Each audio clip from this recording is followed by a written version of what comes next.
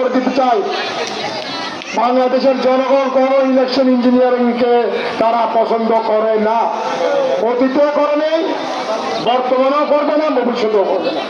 সুতরাং তা যারা এই নষ্ট চিন্তা ভাবনা করছেন তারা যেন সেটাকে তারা সেই পথ যেন তারা না হাঁটে, তাদের প্রতি সেই অনুরোধ রইল। না হলে এটার ব্যাপারে দাঁত ভাঙা জবাব জনগণে দিবে। বন্ধুগণ, আজকে এই ধানের শীষের প্রতীক, আপনাদের প্রতীক, সকলের প্রতীক, এই প্রতীক একটি জনপ্রিয় প্রতীক।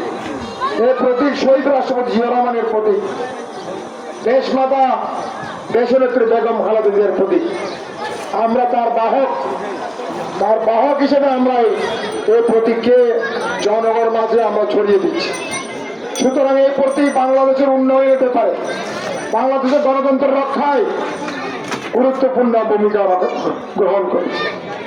আজকে গণতন্ত্রের জন্য আমাদের দেশনেত্রী বেগম খালেদা জিয়া ওনার শেষ মুহূর্ত পর্যন্ত, শেষ নিঃশ্বাস ত্যাগ না করা পর্যন্ত উনি গণতন্ত্রের পক্ষে কথা বলেছেন, গণতন্ত্রের জন্য সংগ্রাম করেছেন। সুতরাং আগামী 12 ফেব্রুয়ারি আমাদের একটি শক্তিশালী গণতন্ত্র রক্ষার জন্য এই নির্বাচন অত্যন্ত গুরুত্বপূর্ণ।